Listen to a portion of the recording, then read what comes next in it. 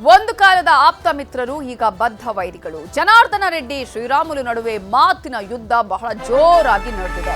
ಇವರಿಬ್ಬರ ನಡುವೆ ಈಗ ಕಾಣಿಸ್ತಾ ಇರೋದು ನಾನಾ ನೀನಾ ಅನ್ನುವಂತಹ ಫೈಟ್. ಈಗಾಗಲೇ ಆ ಫೈಟ್ ಬಹಳ ಜೋರಾಗಿ ನಡೆದಿದೆ.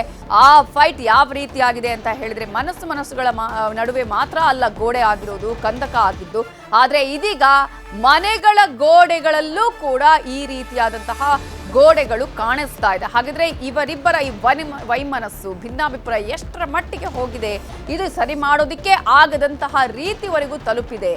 ಮಾಜಿ ಕುಚುಕುಗಳ ಈ ಗುದ್ದಾಟಕ್ಕೆ ಕಾರಣ ಏನು? ಪರಮಾಪ್ತರ ಸ್ನೇಹಕ್ಕೆ ಹುಳಿ ಹಿಂಡಿದ್ಯಾರು? ನ್ಯೂಸ್ 18ನಲ್ಲಿ ಪಿನ್ ಟು ಪಿನ್ ಮಾಹಿತಿಯನ್ನ ನಾವು ಕೊಡ್ತಾ ಹೋಗ್ತೀವಿ. ಮಾಜಿ ಕುಚುಕುಗಳ ನಡುವೆ ಮನಸ್ತಾಪ ಯಾಕೆ, ಇದರ ಬಗ್ಗೆ ಹೇಳೋದಿಕ್ಕೂ ಮೊದಲು ಇವರಿಬ್ಬರ ನಡುವಣ ವಾಕ್ಸಮರ ಹೇಗಿತ್ತು ಒಮ್ಮೆ ನೋಡೋಣ. ಶ್ರೀರಾಮುಲು ಅವರು ನಮ್ಮ ಮಾವನ್ನ ಕೊಲೆ ಮಾಡಿಸಿದ್ದು ದಿವಾಕರ್ ಬಾಬು ಅವರು, ನಾರಾಯಣ ರೆಡ್ಡಿ ಅವರು ಸೇರಿ ಸಂಪೂರ್ಣವಾಗಿ ಹಣ ಒದಗಿಸಿದ್ದು ಸೂರ್ಯನಾರಾಯಣ ರೆಡ್ಡಿ. ಇವತ್ತು ಅದೇ ನಮ್ಮ ಶ್ರೀರಾಮುಲು ಅವ್ರನ್ನ ಕೊಲೆ ಮಾಡಬೇಕು ಅಂತ ಹೇಳಿ ದಿನ ಬೆಳಿಗ್ಗೆ ಆದ್ರೆ ಒಂದು ಗುಂಪನ್ನ ಕಟ್ಕೊಂಡು ತಾನೇ ಪ್ಲಾನ್ಗಳೆಲ್ಲ ಮಾಡ್ಕೊಂತ, ಆ ಸಂದರ್ಭದಲ್ಲಿ ಒಂದಿನ ಅವನಿಗೆ ಒಂದು ಗಾಬರಿಯಲ್ಲಿ ಬಂದು ಹೇಳ್ದ, ನಾನು ನಿನ್ನ ಹತ್ರ ಹೇಳಲೇಬೇಕು ಜನಾರ್ದನ್, ನಾನಂತ ಅವ್ರನ್ನ ಸಾಯಿಸ್ತೇನೆ, ಬಿಡಲ್ಲ. ನಮ್ಮ ಮಾವನ್ನ ಸಾಯಿಸ್ಬಿಟ್ರು. ರಾಮಾಯಣ, ಮಹಾಭಾರತಗಳು, ಪುರಾಣಗಳು ಎಲ್ಲದನ್ನು ಕೂಡ ಹೇಳಿ ಸನ್ಮಾರ್ಗದಲ್ಲಿ ತಗೊಂಡು ಬಂದಿದ್ದೆ. ನಂದೇನಾದ್ರೂ ತಪ್ಪಾಯ್ತಾ ಅನ್ನೋದು ಇವತ್ತು ನನಗೆ ಅನಿಸ್ತಾ ಇರುವಂತ. ಏನೇ ಅಕಸ್ಮಾತ್ ರಾಮುಲು ಕ್ರಿಮಿನಲ್ ಅಂತ ಹೇಳಿದ್ರ, ಯಾರೋ ಸತ್ತೋಗಿದ್ರೆ ಇಲ್ಲ ಇವ್ನು ಮರ್ಡರ್ ಮಾಡ್ಬೇಕು ಅಂದ್ಕೊಂಡಿದ್ದ. ಅಷ್ಟೊತ್ತೊಳಗಡೆ ದಿವಾಕರ್ ಅವರು ಬಾಬು ಅವ್ರು ಬಂದ್ರು. ಆ ದಿವಾಕರ್ ಬಾಬು ಬಂದಂತ ನಾರಾಯಣ ರೆಡ್ಡಿನ ಮುಗಿಸ್ತೀನಿ ಅಂತ ಹೇಳಿ ಎಷ್ಟು ನೋಡ್ರಿ ಅವ್ರು ಹೆಂಗ್ ಲಿಂಕ್ ಮಾಡ್ತಾ ನೋಡ್ರಿ. ಅವನಲ್ಲಿ ಟ್ಯಾಲೆಂಟ್ ಇದೆ ರೀ, ಟ್ಯಾಲೆಂಟ್ ಇದೆ, ಟ್ಯಾಲೆಂಟ್ ಪೊಲಿಟಿಷಿಯನ್. ಅವನು ಕೊಯ್ಲೇಷನ್ ಗವರ್ಮೆಂಟ್ ಬರುವ ಸಂದರ್ಭದಲ್ಲಿ ಸನ್ಮಾನ್ಯ ಯಡಿಯೂರಪ್ಪ ಅವರು ಜನಾರ್ದನ್ ನೀನ್ ಕೂಡ ನಾಳೆ ನಮ್ಮ ಜೊತೆಯಲ್ಲಿ ಪ್ರಮಾಣ ವಚನ ಮಾಡ್ತೀವಿ ಅಂತ ಹೇಳಿದ್ರು. ಆವಾಗ ಒಂದು ಮಾತು ಹೇಳಿದೆ, ದಯಮಾಡಿ ನೀವೇನು ತಪ್ಪು ತಿಳ್ಕೊಳ್ಳೋಕೆ ಹೋಗ್ಬೇಡಿ. ಹಾಗಾಗಿ ಆ ವಾಲ್ಮೀಕಿ ಜನಾಂಗಕ್ಕೆ ಸಂಬಂಧಪಟ್ಟಿರೋ ಶ್ರೀರಾಮುಲ್ನ ನೀವು ನಿಮ್ ಜೊತೆಯಲ್ಲಿ ಮಂತ್ರಿ ಮಾಡಿಕೊಳ್ಳೋದ್ರಿಂದ ಮುಂದೆ ಭಾರತೀಯ ಜನತಾ ಪಕ್ಷಕ್ಕೆ ಅನುಕೂಲ ಆಗುತ್ತೆ. ಸೊ ನನ್ನ ಬದಲು ಶ್ರೀರಾಮುಲ್ನ ಮಂತ್ರಿ ಮಾಡಿ ಅಂತ ಹೇಳಿದ್ದು ನಾನು ಶ್ರೀರಾಮುಲ್ಗೆ ಮಾಡಿರುವಂತ ಇನ್ನೊಂದು ದ್ರೋಹ. ಅಂದ್ರೆ ನಾನೇನು ಆದಿ ಬೀದಿಯಲ್ಲಿ ಹೋದಂತ ವ್ಯಕ್ತಿಯನ್ನಲ್ಲ, ನಂದು ಪೊಲಿಟಿಕಲ್ ಫ್ಯಾಮಿಲಿ. ಅವತ್ತಿನ ಕಾಲದಲ್ಲೇ ನಮ್ಮ ಅವತ್ತಿನ ರಾಜೀವ್ ಗಾಂಧಿ ಅವರು ನಮ್ಮ ಮಾವನವ್ರ ಹತ್ರ ಮಾತಾಡ್ತಿದ್ರು. ಬಸವರಾಜೇಶ್ವರ ನಮ್ಗೆಲ್ಲರಿಗೂ ಕೂಡ ಅವತ್ತಿನ ಕೇಂದ್ರದ ಮಂತ್ರಿಗಳಾಗಿದ್ರು. ಎಲ್ಲ ಒಂದ್ ಕಡೆ ಹೇಳ್ತಾ ಇದ್ರು, ನಾನೇ ಬೆಳೆಸಿದೀನಿ, ಯಾರು ಬೆಳೆಸಬೇಕಾಗುತ್ತೆ? ಯಾರನ್ನ ಬೆಳೆಸಕ್ ಆಗಲ್ಲ ಈ ಪ್ರಪಂಚದಲ್ಲಿ. ಅವರ ಹಣೆ ಬರದಲ್ಲಿ ಇರಬೇಕು, ಯಾರು ಬೆಳೆಸಬೇಕು, ಯಾರು ಬೆಳೆಸ್ಕೊಳಕ್ ಆಗಲ್ಲ ಅಂತ ಹೇಳಿ 2018ರಲ್ಲಿ ಮೊಳಕಲ್ಮೂರು ಕಾನ್ಸ್ಟಿಟ್ಯೂನ್ಸಿನ ಶ್ರೀರಾಮುಲು ಅವರು ಸೆಲೆಕ್ಟ್ ಮಾಡಿಕೊಂಡಾಗ ಚೊಪ್ಲಿಗಳು, ಕಲ್ಲು, ಪೊರಿಕೆ ಎಷ್ಟೆಲ್ಲ ಇದಾವೆ ಅಷ್ಟೆಲ್ಲ ತಗೊಂಡು ಅವ್ರ ಮೇಲೆ ದಾಳಿ ಮಾಡಿದಾಗ ಅದು ನೋಡಿದ ತಕ್ಷಣ ನನಗೆ ತಡ್ಕೊಳಕ್ ಆಗ್ಲಿಲ್ಲ. ಮ್ಯಾಕ್ಸಿಮಮ್ ಒಂದು 3 ತಾಸಲ್ಲಿ ನಾನು ಹೋಗಿ ಅದೇ ಮೊಳಕಲ್ಮೂರಿಗೆ ನಾನು ರೀಚ್ ಆದೆ. ಅವನಿಗೋಸ್ಕರ ನಾನು ಏನ್ ಪ್ರಚಾರ ಮಾಡಿ 45,000 ಮತಗಳ ಅಂತರದಲ್ಲಿ ನಾನು ಗೆಲ್ಲಿಸಿದ್ದು ಮಾಡಿರುವಂತ ಇನ್ನೊಂದು ದ್ರೋಹ ಶ್ರೀರಾಮುಲ್ಗೆ. ನಾನು ಹೇಳ್ತೀನಿ, ಇವತ್ತು ರಾಮುಲು ಅವರು ಒಬ್ಬ ಶೆಡ್ಯೂಲ್ ಕ್ಯಾಸ್ಟ್ ಮಂದಿ, ರಾಮುಲು ಅವರು ಒಬ್ಬ ವಾಲ್ಮೀಕಿ ಜನಾಂಗದ ಮಂದಿ. ಅಂದ್ರೆ ಏನಿಲ್ಲಾರ್ದಂತೆ ಈತ ಬಂದು ಅಲ್ಲಿ ಎಲೆಕ್ಷನ್ ಮಾಡಿದ ತಕ್ಷಣನೇ ಮ್ಯಾಜಿಕ್ ಮಾಡಿ 45,000 ಓಟ್ ಗೆಲ್ಲಿಸ್ಬಿಟ್ರೆ ಅಂದ ತಕ್ಷಣ ಪಾರ್ಟಿ ಇದನ್ನ ನೋಡಿ ನನಗೆ ಮೊಣಕಾಲ್ಮೂರು ಟಿಕೆಟ್ ಕೊಟ್ಬಿಡ್ತದ. ಸೊ 4 ದಶಕಗಳ ಸ್ನೇಹ ಈಗ ಏನಾಗಿದೆ, ಯಾವ ರೀತಿಯಾಗಿ ಭಿನ್ನ ಮತಕ್ಕೆ ಕಾರಣ ಆಗಿದೆ, ಯಾವುದು ಕೂಡ ಹೊಗೆಯಾಡದೆ ಇಲ್ಲಿ ಸ್ಫೋಟ ಆಗೋದಕ್ಕೆ ಕಾರಣ ಇಲ್ಲ. ಜೈಲಿನಿಂದ ಹೊರಬಂದಂತಹ ಸಂದರ್ಭದಲ್ಲೇ ಇವರಲ್ಲಿ ಭಿನ್ನಾಭಿಪ್ರಾಯ ಇತ್ತು ಅನ್ನೋದನ್ನ ಶ್ರೀರಾಮುಲು ಕೂಡ ಹೇಳ್ತಾರೆ. ಮಧು, ಈಗಾಗಲೇ ಹಾಗೆ ಹೇಳಿದಾಗೆ ಹೊಗೆ ಆಡ್ತಾನೆ ಇತ್ತು, ಆದರೆ ಇದೀಗ ಸ್ಫೋಟಗೊಂಡಿದೆ ಅಂತ ಹೇಳಿ ವೈಯಕ್ತಿಕ ಕಾರಣ, ರಾಜಕೀಯ ಕಾರಣ ಎಲ್ಲವೂ ಕೂಡ ಗಮನಿಸಿದಂತಹ ಸಂದರ್ಭದಲ್ಲಿ ಅವತ್ತಿನಿಂದಲೂ ಕೂಡ ಈ ಒಂದು ರಾಜಕೀಯ ವಿಚಾರವೇ ದೊಡ್ಡ ಮಟ್ಟದಲ್ಲಿ ಇವರಿಬ್ಬರ ಮಧ್ಯೆ ಕಂದಕಕ್ಕೆ ಕಾರಣ ಆಯಿತು ಅಂತ ಅನ್ಸುತ್ತಾ? ನವಿತಾ, ಪಾಲಿಟಿಕ್ಸಲ್ಲಿ ಒಂದು 2-3 ಟೈಪ್ ಇರುತ್ತೆ. ಹಣದ ರಾಜಕಾರಣ, ಗುಣದ ರಾಜಕಾರಣ ಮತ್ತು ಋಣದ ರಾಜಕಾರಣ, ಹೀಗೆಲ್ಲ. ಈಗ ಈ ಹಣ, ನಾವು ಮಜಲ್ ಪವರ್, ಈಗೆಲ್ಲ ರಿಯಲ್ ಎಸ್ಟೇಟ್ ಅವರು ಇರ್ಬೋದು, ಅಥವಾ ಫಿನಾನ್ಸ್ ಇರ್ಬೋದು, ಅಥವಾ ಬೇರೆ ಬೇರೆ ಬ್ಯಾಕ್ಗ್ರೌಂಡಿಂದ, ಲಿಕ್ಕರ್ ಬಿಸ್ನೆಸ್, ಬೇರೆ ಬೇರೆ ಬ್ಯಾಕ್ಗ್ರೌಂಡಿಂದ ಬಂದು ನಾವು ರಾಜ್ಯಸಭಾ ಟಿಕೆಟ್ಗಳನ್ನು ಖರೀದಿ ಮಾಡ್ತೀವಿ, ವಿಧಾನಸಭಾ ಲೋಕಸಭಾ ಟಿಕೆಟ್ಗಳನ್ನು ಖರೀದಿ ಮಾಡ್ತೀವಿ, ಹಣವನ್ನು ಚೆಲ್ತೀವಿ, ಗೆಲ್ತೀವಿ ಅನ್ನೋವಂಥ ವಿಶ್ವಾಸ, ಅದು ಒಂದು ಟೈಪು. ಇನ್ನು ಗುಣದ ರಾಜಕಾರಣ ಅಂದರೆ ಈಗ ಸಿದ್ದರಾಮಯ್ಯ ಅಂದರೆ ಅದಕ್ಕೊಂದು ಕ್ಯಾರೆಕ್ಟರ್. ಗುಣ ಅಂದರೆ ನಾನು ಹೇಳ್ತಾ ಇರೋದು ಒಂದು ಕ್ಯಾರೆಕ್ಟರ್ ಅಂತ. ಒಂದು ಕ್ಯಾರೆಕ್ಟರ್ ಇರುತ್ತೆ, ಒಂದು ಪೊಲಿಟಿಕಲ್ ಕ್ಯಾರೆಕ್ಟರ್, ಮಾಸ್ ಲೀಡರ್ ಇವರು, ಒಂದು ಕಮ್ಯುನಿಟಿಯ ಲೀಡರು, ಅಥವಾ ಒಂದು ಸೈದ್ಧಾಂತಿಕವಾಗಿ ಲೀಡರು. ಯಡಿಯೂರಪ್ಪ ಅಂದರೆ ಒಂದು ರೈತ ನಾಯಕ, ಸಿದ್ದರಾಮಯ್ಯ ಅಂದರೆ ಒಬ್ಬ ಹಿಂದ ನಾಯಕ, ಕುಮಾರಸ್ವಾಮಿ ಅಂದರೆ ಒಕ್ಕಲಿಗ ನಾಯಕ. ಈ ಥರದ್ದೆಲ್ಲ ಒಂದಷ್ಟು ಆ ಕ್ಯಾರೆಕ್ಟರಿಸ್ಟಿಕ್ ಪಾಲಿಟಿಕ್ಸ್ ಇರುತ್ತೆ. ವೆರಾಸ್ ಈ ಋಣದ ರಾಜಕೀಯದಲ್ಲಿ ತುಂಬ ಜನ ಒದ್ದಾಡ್ತಾ ಇರ್ತಾರೆ. ಅಂದರೆ ನಾವು ಇವ್ರನ್ನ ಬೆಳೆಸಿದ್ವಿ, ಇವರು ನಮ್ಮ ಋಣದಲ್ಲಿರಬೇಕು ಅಂತ ನಿರೀಕ್ಷೆ ಮಾಡುವಂಥದ್ದು ಹಲವಾರು ಸಂದರ್ಭಗಳಲ್ಲಿ ಬೇರೆ ಬೇರೆ ಪಕ್ಷಗಳಲ್ಲಿ ಬೇರೆ ಬೇರೆ ನಾಯಕರ ಸುತ್ತಮುತ್ತ ನಡೆಯುವಂಥ ರಾಜಕಾರಣ. ಅಂಥದ್ದೇ ಒಂದು ಋಣದ ರಾಜಕಾರಣದ ನಿರೀಕ್ಷೆಯಲ್ಲಿದ್ದಿದ್ದು ರೆಡ್ಡಿ ಅವರು. ಯಾಕಂದರೆ ಇವರನ್ನು ಕರ್ತಂದದ್ದು ನಾನು, ಪರಿವರ್ತನೆ ಮಾಡಿದ್ದು ಈಗ ಹೇಗೆ ಬೇಡ ವಾಲ್ಮೀಕಿ ಆದರು ಅನ್ನೋದು ಹೆಂಗೆ ಆ ಸಮುದಾಯದಲ್ಲಿ ಒಂದು ಪ್ರಸ್ತಾಪ ಇರುತ್ತಲ್ಲ ವಿಚಾರ, ಅದೇ ರೀತಿ ಇವ್ರನ್ನ ನಾನು ಹೇಗೋ ಇದ್ರು ಇವ್ರನ್ನ ಕರ್ಕೊಂಬಂದು ನಾನು ತಿದ್ದಿ ತೀಡಿ ರಾಮಾಯಣ ಮಹಾಭಾರತ ಕಥೆಗಳನ್ನ ಹಿಡ್ದಂತ ನಿನ್ನೆ ಆ ಥರ ಕೇಳಲಿಕ್ಕೆ ತುಂಬ ಏನೋ ವಿಶಿಷ್ಟವಾಗಿ ಮತ್ತು ವಿಭಿನ್ನವಾಗಿ ವಿಶೇಷವಾಗಿತ್ತು ಕೇಳೋಕ್ಕೆ. ಇವರಿಗೆ ರಾಮಾಯಣದ ಕಥೆಗಳನ್ನು, ನೈತಿಕತೆಯ ಪಾಠಗಳನ್ನು ಮಾಡುವಂಥದ್ದು, ಶ್ರೀರಾಮನ ಪಾರದರ್ಶಕ ಆಡಳಿತದಲ್ಲಿ, ಬಳ್ಳಾರಿ ರಿಪಬ್ಲಿಕಲ್ಲಿ ಆವಾಗ ನಡೆದಿದ್ದಂಥ ಪಾದಯಾತ್ರೆಯಲ್ಲಿ ಎಲ್ಲವನ್ನೂ ಕೂಡ ನೋಡಿದ ರಾಜ್ಯ. ಆದರೆ ರಾಜಕಾರಣದಲ್ಲಿ ಸಹಜ ಅವರವರ ಅಸ್ತಿತ್ವ ಮತ್ತು ಅವರವರ charge sheet, political charge sheet ಅಂತ ಬಂದಂಥ ಸಂದರ್ಭದಲ್ಲಿ ಏನು ಬೇಕಾದರೂ ಹೇಳ್ಬೋದು ಮತ್ತು ಏನನ್ನು ಬೇಕಾದರೂ ಹೇಳ್ಬೋದು ಅನ್ನೋದು ಮತ್ತೊಮ್ಮೆ ಸಾಬೀತಾಗಿದೆ ನಿನ್ನೆ ಈ ಒಂದು ಎರಡೂ ಸುದ್ದಿಗೋಷ್ಠಿಗಳ ಸಾರಾಂಶವನ್ನು ನೋಡಿದಂಥ ಸಂದರ್ಭದಲ್ಲಿ. ಬರೀ ಇದಿಷ್ಟಕ್ಕೇನ ಇವರು ಹೇಳಿದ ಇಬ್ಬರಿಗೂ ಕೂಡ ಮ್ಯೂಚುವಲ್ ಬೆನಿಫಿಟ್ಸ್ ಇತ್ತು, ಇಲ್ಲಿ ಒಂದು ಏಕಮುಖವಾಗಿರಲಿಲ್ಲ ಅಂತ. ಈಗ ರೆಡ್ಡಿಯವರಿಗೂ ಕೂಡ ರಾಮುಲು ಅವರ ಅವಶ್ಯಕತೆ ಇತ್ತು. ಯಾಕಂದ್ರೆ ಈಗ ಅವರ ಮಾತಿನಲ್ಲೇ ಹೇಳಿದ ರೀತಿ ಒಂದು ಸಮುದಾಯ, ವಾಲ್ಮೀಕಿ ಓಟ್ಸು, ಬಳ್ಳಾರಿಯಲ್ಲಿ ವಾಲ್ಮೀಕಿ ಓಟ್ಸ್ ಇದೆ, ಒಂದು ಪೊಲಿಟಿಕಲ್ ಬೇಸ್ ಬೇಕು. ಹಣ ಇದ್ದ ಮಾತ್ರಕ್ಕೆ ಏಕಾಏಕಿ ಎಲ್ಲವನ್ನು ಮಾಡಿಬಿಡ್ತೀವಿ ಅಂತ ಹೇಳಲಿಕ್ಕೆ ಸಾಧ್ಯ ಇಲ್ಲ. ಅಷ್ಟಾಗಿದ್ದಿದ್ರೆ ಇವತ್ತು ಡಿ ಕೆ ಶಿವಕುಮಾರ್ ಆರಾಮಾಗಿ ಎಲ್ಲ MLAಗಳು ಕೂಡ ಬೆನ್ನಿ ನಿಂತು ಬಿಡ್ತಿದ್ರು, ಅವರು ಇಷ್ಟೊತ್ತಿಗಾಗಲೇ ಮುಖ್ಯಮಂತ್ರಿ ಆಗಿಬಿಡ್ತಿದ್ರು. ಎಲ್ಲವೂ ಕೂಡ ಸೇರಿದಾಗ ಮಾತ್ರ ಸಾಧ್ಯ. ಆ ಕಾರಣಕ್ಕೆ ಇವಾಗ ಈ ಒಂದು ಏನು ಶಾಸಕರ ಬೆಂಬಲ ಕ್ರೋಢೀಕರಣ ಮಾಡುವಂಥ ಪರಿಸ್ಥಿತಿ ನಾಯಕರುಗಳಿಗೆ ಬಂದಿರುವಂಥದ್ದು.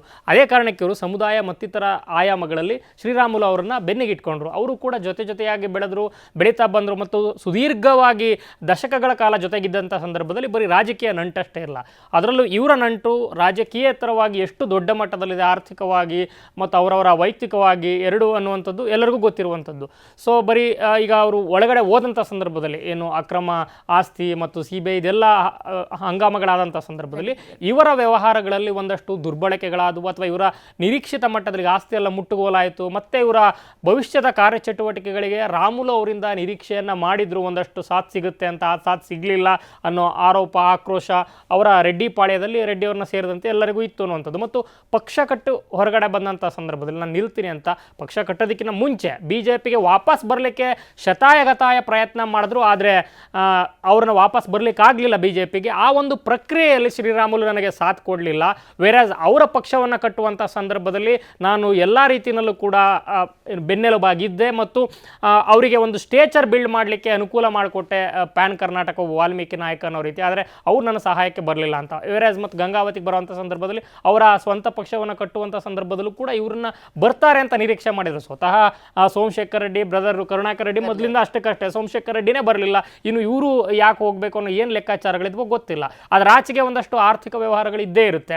ಈಗೆಲ್ಲ ಬಳ್ಳಾರಿ ನಗರದಲ್ಲಿ ಲೇಔಟ್ಗಳಾಗ್ತಾ ಇರ್ತವೆ, ಅದರಲ್ಲಿ ಎಷ್ಟೊಂದು 70-80-90 ಎಕರೆಗಳಗಟ್ಟಲೆ, ಅದರಲ್ಲಿ ಏನೇನೋ ಲೇಔಟ್ಗಳಲ್ಲಿ ವ್ಯವಹಾರಿಕವಾಗಿ ಒಂದಷ್ಟು ಭಿನ್ನಾಭಿಪ್ರಾಯ, ವೈಮನಸ್ಸೆ ಬಂದಿದೆ ಅನ್ನುವಂಥದ್ದು. ಹೀಗೆ ಹಲವಾರು ಆಯಾಮಗಳಲ್ಲಿ ಬೇಜಾರಾಗಿರೋದ್ರಿಂದ ಯಾರು ಶತ್ರುವೂ ಅಲ್ಲ ಮಿತ್ರರೂ ಅಲ್ಲ ಅನ್ನುವಂಥದ್ದು ರಾಜಕಾರಣದಲ್ಲಿ ಯಾವ ಕಾಲದಿಂದಲೂ ಕೂಡ ಏನು ನಡ್ಕೊಂಡು ಬಂದಿದೆ, ಅದು ಮತ್ತೊಮ್ಮೆ ಈ ಇಬ್ಬರು ಗೆಳೆಯ ಕಮ್ಮಿ ಇವಾಗ ಏನು ದುಷ್ಪನ್ನ ಆಗಿದಾರಲ್ಲ, ಈ ಒಂದು ಪ್ರಕ್ರಿಯೆಯಲ್ಲಿ ಮತ್ತೊಮ್ಮೆ ಸಾಬೀತಾಗಿದೆ. ನವಿತಾ ಎಸ್ ಪಟೇಲ್ ರೈಲ್ ಈಗ ಹೇಳಿದಾಗೆ ರಾಜಕೀಯದಲ್ಲಿ ಯಾರು ಶತ್ರುವಲ್ಲೂ ಮಿತ್ರರು ಅಲ್ಲ ಅಂತ ಹೇಳ್ತಾನೆ.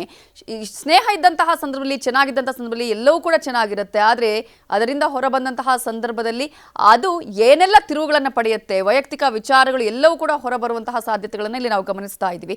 ಸೊ ಇಲ್ಲಿ ರೆಡ್ಡಿಗೆ ಇವರನ್ನು ಮುಗಿಸುವಂತಹ ಅನಿವಾರ್ಯತೆ, ಅವಶ್ಯಕತೆ ಇತ್ತು. ಯಾಕಂದರೆ ಶ್ರೀರಾಮುಲೇ ಹೇಳಿದಾಗೆ ನನ್ನನ್ನು ಮುಗಿಸುವಂತಹ ಪ್ರಯತ್ನ ಅವರು ಮಾಡಿದ್ದಾರೆ. ನೋಡಿ, ಮನಿ ಮೇಕ್ ಎನಿಥಿಂಗ್ ಅಂತ ಹೇಳ್ತಾರೆ, ಅದರ ಜೊತೆಗೆ power make anything. Janardhan Reddy ಮತ್ತು ಶ್ರೀರಾಮುಲು ಅವರು ಒಂದು ನಾಣ್ಯದ ಎರಡು ಮುಖಗಳು. ಬಳ್ಳಾರಿ ರಿಪಬ್ಲಿಕ್ಕಿಗೆ ಎರಡೂ ಜನರು ಕೂಡ ಕಾರಣಗಳು. ಜನಾರ್ದನ್ ರೆಡ್ಡಿ ತನ್ನನ್ನು ತಾನು ಬೆಳೀಲಿಕ್ಕೆ ಆ ಭಾಗದ ವಾಲ್ಮೀಕಿ ಸಮುದಾಯದ ಬೆಳೀತಿರ್ತಕ್ಕಂಥ ನಾಯಕ ಶ್ರೀರಾಮುಲವ್ರನ್ನು ಕೂಡ ಎಷ್ಟು ಸಾಧ್ಯವೋ ಅಷ್ಟು ಬಳಸ್ಕೊಂಡ್ರು. ಮತ್ತು ರಾಮುಲು ಕೂಡ ಜನಾರ್ದನ್ ರೆಡ್ಡಿ ಸಹಾಯದಿಂದ ಅವರು ಕೂಡ ಬೆಳೆದ್ರು. ಇದು ವಾಸ್ತವ ಸತ್ಯ. ನಿಮಗೆ ಇಬ್ಬರು ಕೂಡ ಅವರು ಸತ್ಯ ಹರಿಶ್ಚಂದ್ರ ಥರ ಮಾತಾಡ್ತಾರೆ. ಇಡೀ ಜಗತ್ತಿಗೆ ಗೊತ್ತು ಬಳ್ಳಾರಿ ರಿಪಬ್ಲಿಕ್ ಯಾವ ರೀತಿ ಇತ್ತು, ಅಲ್ಲಿನ ಅಕ್ರಮ ಗಣಿಗಾರಿಕೆ ಸ್ಥಿತಿ ಯಾವ ರೀತಿ, ಅವತ್ತಿನ ದಿನಗಳ ಆ ಅಧಿಕಾರಿಗಳ ಪಡಿಪಾಟಲ ಯಾವ ರೀತಿ, ಮತ್ತು ಬಳ್ಳಾರಿ ಜಿಲ್ಲೆಗೆ ಹೊಂದಿಕೊಂಡಂಥ ಅಕ್ಕಪಕ್ಕದ ಮೈನಿಂಗ್ ಬೇರೆ ಬೇರೆ ದಣಿಗಳು, ಗಣಿ ಮಾಲೀಕರು ಜನಾರ್ದನ್ ರೆಡ್ಡಿ ಬಗ್ಗೆ ಏನು ಹೇಳ್ತಾರೆ ಎಲ್ಲವೂ ಕೂಡ ನಮ್ಮ ಕಣ್ಣು ಮುಂದೆ ಇರ್ತಕ್ಕಂಥದ್ದು. ಎಸ್, ಯಾಕೆ ಇಷ್ಟೆಲ್ಲ ಆಯಿತು ಅನ್ನೋದನ್ನು ನಾವು ಜನರಿಗೆ ನಾವು ತಿಳಿಸ್ಬೇಕಾಗಿದೆ. ನಾವು ಜನಾರ್ದನ್ ರೆಡ್ಡಿಯವರು ಜೈಲಿಂದ ಬಿಡುಗಡೆಯಾಗಿ ಬಂದ ಕೂಡಲೇ ಅವರಿಗೊಂದು ರಾಜಕೀಯ ಅಸ್ತಿತ್ವ ಬೇಕಿತ್ತು. ರಾಜಕೀಯ ಅಸ್ತಿತ್ವಕ್ಕಾಗಿ ಅವರ ಆತ್ಮೀಯ ಗೆಳೆಯ ರಾಮುಲುರವರು ಇಟ್ಕೊಂಡು ನಾನು ಭಾರತೀಯ ಜನತಾ ಪಕ್ಷಕ್ಕೆ ಸೇರ್ಪಡೆ ಆಗಬೇಕು, ನೀನು ಸದ್ಯ ಈಗ ಪವರ್ಫುಲ್ ಇದೆಯಾ, ಹಾಗಾಗಿ ನೀನು ಈಗ ಕಾಂಗ್ರೆಸ್ BJP ಹೈಕಮಾಂಡ್ ಮತ್ತು ರಾಜ್ಯದ ನಾಯಕರನ್ನ ಒತ್ತಾಯ ಮಾಡು ಅಂತ ಹೇಳಿದರು. ರಾಮುಲುರವರಿಗೆ ಒಂದಷ್ಟು ಆತಂಕಗಳು ಎದುರಾದವು. ಈಗಷ್ಟೇ ಬಿಡುಗಡೆ ಆಗಿದ್ದಾರೆ, ಇವ್ರ ಮೇಲೆ ಅಕ್ರಮ ಗಣಿಕೆ ಆರೋಪ ಇದೆ. ಯಾವ ರೀತಿ ಕೇಳೋದಪ್ಪ, ಅಂಜಿಕೆ ಮತ್ತು ಹೆದರಿಕೆ, ಈ ಎಲ್ಲ ಕಾರಣಕ್ಕಾಗಿ ಅವರು BJP ಹೈಕಮಾಂಡ್ ಹತ್ರ ಡಿಮ್ಯಾಂಡ್ ಮಾಡೋ ಪ್ರಯತ್ನವನ್ನು ಕೂಡ ಮಾಡಿ. ನಂಬರ್ 1. ನಂಬರ್ 2, ಜನಾರ್ದನ್ ರೆಡ್ಡಿ ಜೈಲಿಗೆ ಹೋಗೋ ಮುನ್ನ ಶ್ರೀರಾಮುಲುರವರ ಅಳಿಯ ಸುರೇಶ್ ಬಾಬು ನಡುವೆ ಒಂದಷ್ಟು ವ್ಯಾವಹಾರಿಕ ಸಂಬಂಧಗಳು, ಸಂಪರ್ಕಗಳು, ಒಂದಷ್ಟು ಹಂಚಿಕೆಗಳಿದ್ದು, ಆ ವಿಚಾರವಾಗಿ ಮತ್ತೆ ಸಂಘರ್ಷ ಆಯಿತು. ಒಂದಷ್ಟು ಇವರು ಕೊಟ್ಟರು, ಮತ್ತಷ್ಟು ಅವರು ಇಟ್ಕೊಂಡ್ರು ಎಂಬ ಆರೋಪ ಕೂಡ ಇರ್ತಕ್ಕಂಥದ್ದು. ಮತ್ತು ಆರ್ಥಿಕವಾಗಿ ತಕ್ಷಣ ಚೇತರಿಕೆಗೆ ಜನಾರ್ದನ್ ರೆಡ್ಡಿಗೆ ರಾಮುಲುರವರಿಂದ ಆರ್ಥಿಕ ನೆರವು ಬೇಕಿತ್ತು. ರಾಮುಲುರವರು ಅವತ್ತು ಆರ್ಥಿಕ ನೆರವನ್ನು ಕೊಡಲಿಲ್ಲ ಅನ್ನೋದು ಪ್ರಮುಖವಾಗಿರ್ತಕ್ಕಂಥ. ಅಂದರೆ ನಾನು ಹೇಳಿದೆ ನಿಮಗೆ, ಅಲ್ಲಿ ಪವರ್, ಭಾರತೀಯ ಜನತಾ ಪಕ್ಷ ಅಧಿಕಾರ ಇಟ್ಕೊಂಡು ಮತ್ತೆ ನಾನು ಪವರನ್ನು ಪಡಿಬೇಕು ಅನ್ನೋದೊಂದಿತ್ತು, ಮತ್ತು ಮನಿ, ಆಯಿತಾ, ಈ ಎರಡು ಕಾರಣಕ್ಕಾಗಿ ಆಸ್ತಿ ವಿಚಾರಕ್ಕೆ ಒಂದಷ್ಟು ಕಿತ್ತಾಟಗಳಾದವು. ನಂತರ ಸೋಮಶೇಖರ್ ರೆಡ್ಡಿ ವಿಚಾರ ಕೂಡ ಕಿತ್ತಾಟಗಳಾದವು. ನಂತರ ಎಲ್ಲ ಬೆಳವಣಿಗೆ ನಡುವೆ ಅವತ್ತಿಂದ ಅವರ ನಡುವೆ ಒಂದಷ್ಟು ಭಿನ್ನಾಭಿಪ್ರಾಯಗಳು ಆರಂಭ ಆಯಿತು. ರಾಮುಲು ವಿಚಾರವಾಗಿ ಮತ್ತು ರೆಡ್ಡಿ ವಿಚಾರವಾಗಿ ಪರಸ್ಪರ ಅವರವರ ಬೆಂಬಲಿಗರು ಕೂಡ ಬೆಂಬಲಿಗರು ರಾಮುಲು ಜೊತೆ ಉಳ್ಕೊಂಡ್ರು, ರೆಡ್ಡಿ ಬೆಂಬಲಿಗರಾಗಿ ಉಳ್ಕೊಂಡ್ರು. ಈ ಎಲ್ಲ ಬೆಳವಣಿಗೆ ನಡುವೆ ಸೋಮಶೇಖರ್ ರೆಡ್ಡಿ ವಿಚಾರಕ್ಕೆ ಒಂದಷ್ಟು ಕಿತ್ತಾಟಗಳು ಕೂಡ ಅದು. ಅದಾದ ನಂತರ ಜನಾರ್ದನ್ ರೆಡ್ಡಿಯವರು ಮತ್ತೆ ಭಾರತೀಯ ಜನತಾ ಪಕ್ಷ ಸೇರ್ಪಡೆಗೆ ಪ್ರಯತ್ನವನ್ನು ಮಾಡಿದ್ರು. ರಾಮುಲು ಯಾವುದೇ ರೀತಿ ಸಹಾಯ ಮಾಡಿಲ್ಲ, ಹೊಸ ಪಕ್ಷವನ್ನು ಕೊಟ್ಟಿದ್ರು. ಆ ಪಕ್ಷಕ್ಕೆ ತಾನು ಸಂಚಾಲಕನಾಗಿ ರಾಮುಲರನ್ನ ಅಧ್ಯಕ್ಷರು ಮಾಡಬೇಕಂತೇಳಿ ಕನಸು ಕಂಡಿದ್ರು. ಆದರೆ ರಾಮುಲರವರು ಹೊಸ ಪಕ್ಷದ ಬಹುಶಃ ಅವರು ಕೂಡ ಹೊಸ ಪಕ್ಷವನ್ನು BSR ಕಾಂಗ್ರೆಸ್ ಅಂತ ಕಟ್ಟಿದ್ರು, ಸಕ್ಸಸ್ ಆಗಲಿಲ್ಲ. ಸ್ವತಃ ಯಡಿಯೂರಪ್ಪರವರೇ KJP ಕಟ್ಟಿದ್ರು, ಸಕ್ಸಸ್ ಆಗಲಿಲ್ಲ ಅನ್ನೋ ಕಾರಣಕ್ಕಾಗಿ ರೆಡ್ಡಿ ಜೊತೆ ಹೋದರು. ಅದು ಇನ್ನೊಂದು ಕತೆ, ಇನ್ನೊಂದು ಸೋಲಿನ ಸರಣಿ ಅಂತೇಳಿ ಹೋಗಲಿಲ್ಲ. ರೆಡ್ಡಿ ಆಗ ಡಿಸ್ಟರ್ಬ್ ಆದರು. ನಂತರ ಗಂಗಾವತಿ ಚುನಾವಣೆ ನಡೀತು, ಇವರು ಬೆಳಗಾವಿ ಗ್ರಾಮೀಣದಲ್ಲಿ ಚುನಾವಣೆ ನಿಂತರು. ಪರಸ್ಪರ ಇಬ್ಬರು ಕೂಡ ಸಹಾಯವನ್ನು ಮಾಡಲಿಲ್ಲ. ಮತ್ತು ಆ ಬಿರುಕು ಮತ್ತಷ್ಟು ಜಾಸ್ತಿ ಆಯಿತು.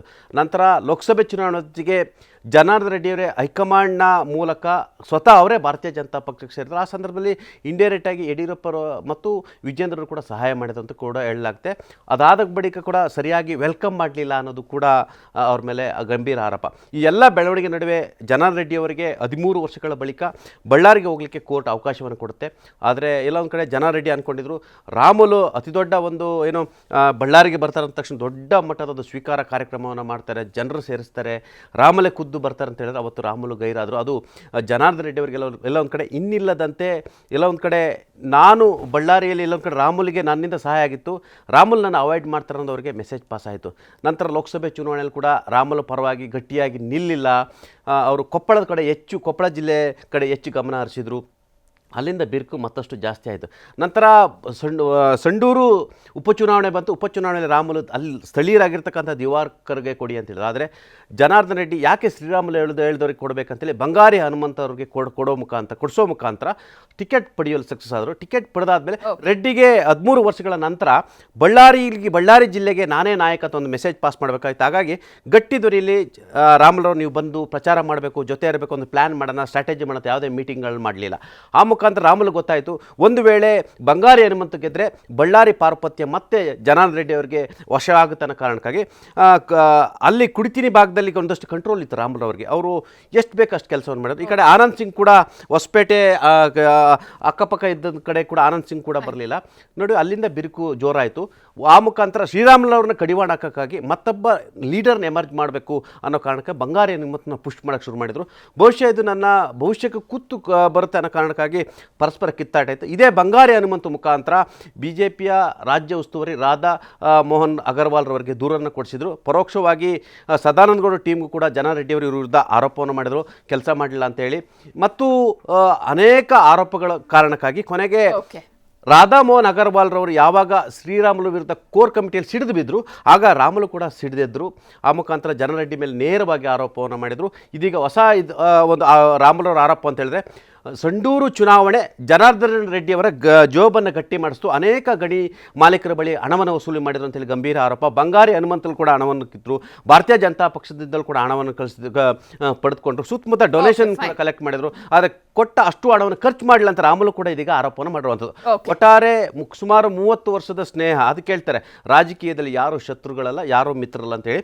30 ವರ್ಷಗಳ ಸ್ನೇಹ ಸದ್ಯದ ಮಟ್ಟಿಗೆ ಈಗ ಪರಸ್ಪರ ನೀನು ತಾನು ಕೊಲೆಗಾರ ಅನ್ನೋ ಮಟ್ಟಿಗೆ ಬಂದಿರುವಂಥದ್ದು. ಎಸ್.